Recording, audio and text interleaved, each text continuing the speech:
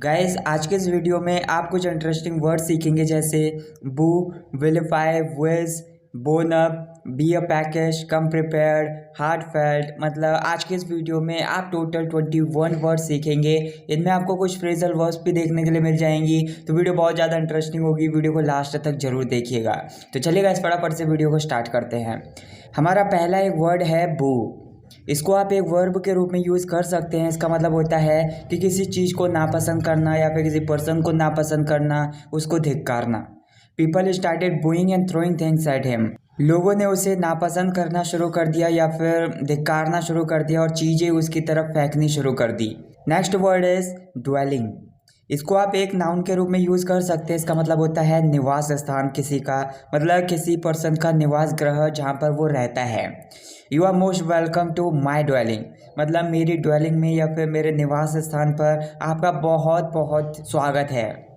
Next एक phrasal verb है कम prepared, मतलब किसी चीज़ की तैयारी के साथ आना। You must come prepared for the exam tomorrow, मतलब कल तुम्हारा एग्ज़ाम है तो तुम्हें अपने एग्ज़ाम के लिए तैयारी के साथ आना चाहिए या फिर तैयारी के साथ ही आना होगा तुम्हें। अगला वर्ड है हॉन्टेड। इसको आप एक एडजेक्टिव के रूप में यूज़ कर सकते हैं। इसका मतलब होता है कि कुछ है जो भूतिया है, जैसे कोई घर हो सकता है, कोई कमरा हो सकता है या फिर कोई जगह हो सकती है जहाँ पर प्रेत वादित है, मतलब भूतिया है, वहाँ पर भूतों का आवास है या फिर भूतों का वहाँ पर आवास है या फिर वहाँ पर भूत इजीली दिख जाते हैं लोगों को। लोगों का मानना है कि वहाँ पर बहुत ज़्यादा भूत रहते हैं। That hotel is said to be haunted, मतलब उस होटल के बारे में कहा जाता है कि वो एक भूतिया होटल है या फिर वो एक प्रेतवादित होटल है, वहाँ पर भूत रहते हैं या फिर अगर कोई वहाँ पर जाता है तो वो महसूस करता है कि वहाँ पर भूत हैं। अगली हमारी एक फ्रेज़ है a horse of a different colour, मतलब कोई चीज़ है या फिर कोई पर्सन है जो पूरी तरीके से अलग है, बिल्कुल सबसे अलग है। I don't mind that Bhaskar is coming with us but his friend is a horse of a different colour, मतलब मुझे इस चीज़ का बुरा नहीं लग रहा है कि भास्कर हमारे साथ आ रहा है, लेकिन उसका जो दोस्त है वो पूरी तरीके से अलग है या फिर वो मेरे को अच्छा नहीं लगता, उसका बिहेवियर मुझे अच्छा नहीं लगता क्योंकि वो अलग ही तरीके से बिहेव करता है। तो मुझे इस चीज़ का बुरा लग रहा है कि उसका दोस्त उसके साथ आ रहा है। टीडियस एक एडजेक्टिव है। इसका मतलब होता है कि कुछ है जो उबाऊ है, मतलब बोर कर देने वाली कोई चीज़ है। It was my tedious train journey, मतलब मेरी जो जर्नी थी, मतलब जो मेरा सफ़र था या फिर जो मेरी यात्रा थी वो बहुत ज़्यादा बोर कर देने वाली थी, जो ट्रेन यात्रा थी मेरी। अगली हमारी एक फ्रेजल वर्ब है बोन अप। इसका मतलब होता है कि किसी चीज़ की जी जान लगाकर तैयारी करना या फिर किसी चीज़ को सीखना जी जान लगाकर या फिर कुछ पाने के लिए बहुत ज़्यादा पढ़ाई करना या फिर मन लगाकर पढ़ाई करना। If you bone up for your final exams I will buy you a scooty, मतलब अपने अगर तुम एग्ज़ाम्स के लिए या फिर जो फाइनल एग्ज़ाम्स होने वाले हैं उन फाइनल एग्ज़ाम्स के लिए मन लगाकर अगर तुम पढ़ाई करते हो तो मैं तुम्हें एक स्कूटी दिलवा कर दूंगा या फिर मैं तुम्हारे लिए एक स्कूटी खरीदूंगा। अगला वर्ड है हमारा विज। इसको आप एक वर्ब के रूप में भी यूज़ कर सकते हैं और एक नाउन के रूप में भी यूज़ कर सकते हैं। इसका मतलब होता है किसी चीज़ में कोई पर्सन माहिर होना, उस्ताद होना उस चीज़ का। He is a mathematics whiz, मतलब किसी पर्सन के बारे में आप बात करते हुए ऐसा कह रहे हैं कि वो गणित का माहिर है या फिर गणित का उस्ताद है। एग्जॉल्ट एक वर्ब है। इसका मतलब होता है कि किसी चीज़ या फिर किसी पर्सन की बहुत ज़्यादा तारीफ करना, उसकी प्रशंसा करना। You should exalt his work to motivate him, मतलब उसको मोटिवेट करने के लिए या फिर उसको प्रेरित करने के लिए तुम्हें उसके काम की बहुत ज़्यादा तारीफ करनी चाहिए या फिर बहुत ज़्यादा प्रशंसा करनी चाहिए। अगला वर्ड है हमारा डांस। इसको आप एक एडजेक्टिव के रूप में यूज़ कर सकते हैं। इसका मतलब होता है कि कुछ है जो घना है। There is a temple in dense jungle, मतलब एक घने जंगल में एक मंदिर है। Next word is jump in, एक फ्रेजल वर्ब है वैसे ये। इसका मतलब होता है कि कोई आपस में बातें कर रहा है तो उसके बीच में टोक देना, उसके बीच में शामिल हो जाना या फिर बीच में बाधा डाल देना उनकी बातचीत के बीच में। तो यहाँ पर उस सेंस में इसको यूज़ कर सकते हैं। Don't hesitate to jump in if you have any doubt, मतलब अगर तुम्हें कोई भी डाउट है या फिर किसी भी चीज़ को लेकर कोई भी शक है तो बीच में बाधा डालने के लिए या फिर बीच में शामिल होने के लिए या फिर बीच में टोकने में तुम शर्माना मत या फिर बीच में टोकने में तुम हिचकिचाना मत। अगला वर्ड है हमारा डिवास्टेट।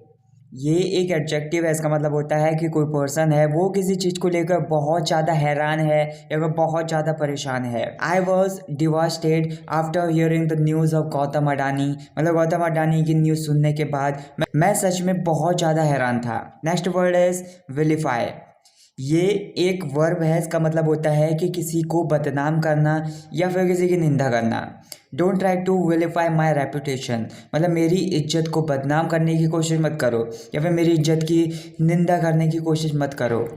Can't take one's eyes off somebody, मतलब किसी पर्सन से अपनी आंखें नहीं हटा पाना, अपनी निगाहें नहीं हटा पाना क्योंकि वो बहुत ज़्यादा सुंदर है या फिर बहुत ज़्यादा अट्रैक्टिव है। Your child is so adorable I couldn't take my eyes off your child, मतलब तुम्हारा जो बच्चा है वो बहुत ज़्यादा सुंदर है, बहुत ज़्यादा अट्रैक्टिव है, तो मैं अपनी आंखें तुम्हारे बच्चे से नहीं हटा सका, अपनी निगाहें मैं तुम्हारे बच्चे से नहीं हटा सका। अगला वर्ड है हमारा हार्ट फेल्ट। ये एक एडजेक्टिव है, इसका मतलब होता है हार्दिक, मतलब दिल की गहराई से कुछ महसूस किया हुआ तो वो हार्ट फेल्ट हो जाएगा। My heart felt thanks to you all for liking the video, मतलब आप सभी को वीडियो को लाइक करने के लिए मेरा दिल की गहराई से धन्यवाद। ब्रश अप ऑन समथिंग, मतलब एक फ्रेजल वर्ब होती है, इसका मतलब होता है कि किसी चीज़ को ताज़ा करना या फिर उसका अभ्यास करना ताकि वो और ज़्यादा सुधर जाए या फिर उसमें आप और ज़्यादा माहिर हो जाओ, आप उसे बहुत अच्छे तरीके से करने लग जाओ, तो उसका अभ्यास करना या फिर बार बार उसको ताज़ा करना।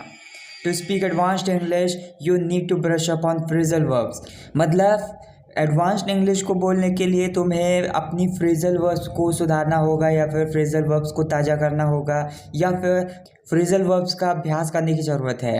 नेक्स्ट हमारी एक ईडियम है बी अ पैकेज, मतलब बहुत ज़्यादा भूखा नहीं कोई पर्सन अगर है, मतलब उसको बहुत ज़्यादा भूख नहीं लगी है, थोड़ा सा ही भूखा है, तो उस पर्सन के लिए बोल सकते हैं कि वो पैकेज है। I was a package while sitting in the park, मतलब पार्क में बैठे हुए मुझे थोड़ी सी भूख लग रही थी या फिर मैं थोड़ा सा भूखा था। ग्रेवयार्ड, ये एक नाउन है, इसका मतलब होता है कब्रिस्तान, मतलब जहाँ पर मुर्दों को दफनाया जाता है या फिर आप बोल सकते हैं जहाँ जलाया जाता है। Have you ever walked through a graveyard at midnight, मतलब आप किसी से ऐसा पूछ रहे हो कि क्या कभी आप आधी रात को कब्रिस्तान से होकर गुजरे हो। नेक्स्ट वर्ड है हमारा टेंडर।